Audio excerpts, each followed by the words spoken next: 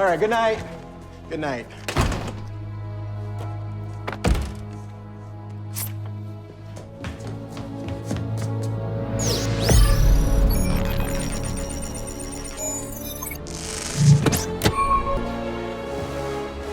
He's back. He's back!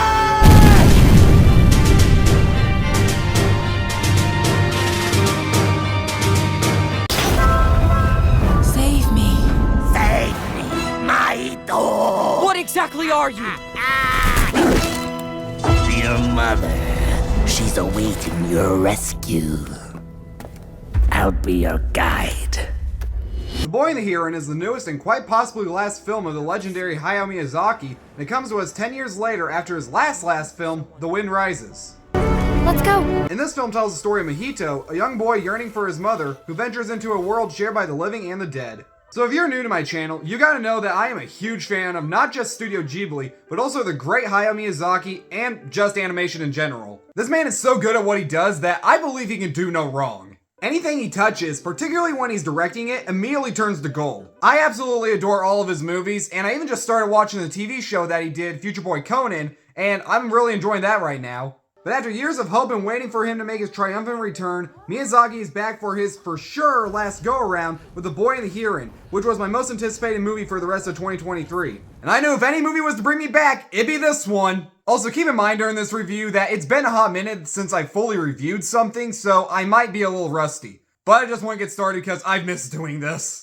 Well, let's get the obvious out of the way. The animation is absolutely breathtaking. Just like every other film from the studio, I was just taken away by the beautiful artistry, whether it be in the amazing character designs, the gorgeous background colors, and just the all-around scope of the picture. But I did have to constantly keep reminding myself that I'm watching a brand new Studio Ghibli movie because I just got so used to seeing the older ones in theaters. I also saw this on an RPX screen and it was worth every penny. I'll state this right now that I will be going back to see this again on the same screen, but next time in the English dub because this time I saw it in the subtitled version. Yeah, I saw the sub version because I saw an early screening of the movie and that was the only version that they were showing, which also means this is the first time I ever watched a Studio Ghibli movie in the sub version. Oh, and I kind of already gave it away, but yeah, I absolutely love this movie. Did this give me everything I wanted to see in a Miyazaki film? Abso-freaking-lutely. The entire time, I just had a big smile on my face, was blown away with what I was watching, and I was just so happy to be in a theater filled with Ghibli fans, watching what felt like an event for us. Hell, remember when MCU movies used to be an event? I guess you could call this the best MCU movie of the year. I said MCU.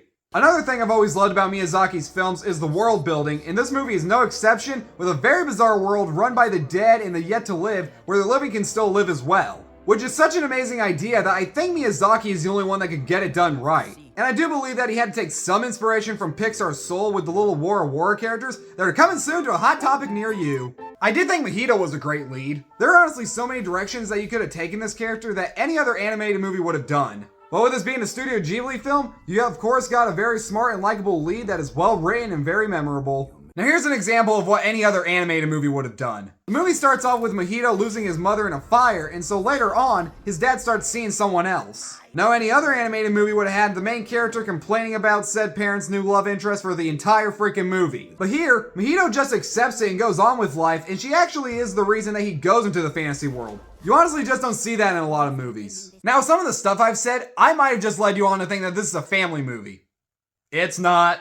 It's rated PG-13 and rightfully so. There's blood, a lot of mature themes, and some scary looking imagery. Once the Heron first appears, he's got this very uncanny design where he's got a mouth and a nose inside his beak, and that honestly might freak out some young kids. But with the Heron character, was I the only one who kept thinking of that scene in Cloudy with a Chance of Meatballs where the baby man takes over the chicken body? Cause, you know, it's like a guy in the bird body. He's like controlling it and whatnot. I guess if there was one issue that I had, it was that the movie had kind of a last minute villain when it really didn't need to. But I do get it because the movie did need some kind of conflict at the end.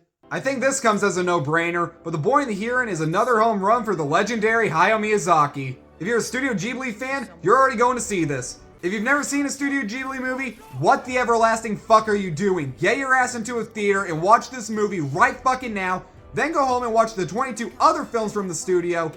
Except maybe Earwig and the Witch and maybe that Earthsea movie. I haven't heard good things about that one. But then also watch Castle of Cagliostro and Future Boy Conan, because those are also really damn good. Now, at the time of recording this, I'm not exactly sure where I'd rank this among all of Miyazaki's other films, only time will tell, but I absolutely love this movie and I'll be seeing it again very soon. And I'm gonna give The Boy and a Heron an A+.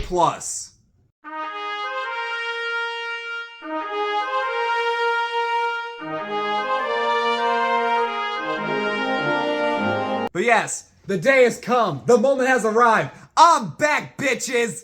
Thanks so much for watching, you guys. Subscribe to my channel, like this video, turn on the notification bell. I'll be back with more videos very soon. See you then.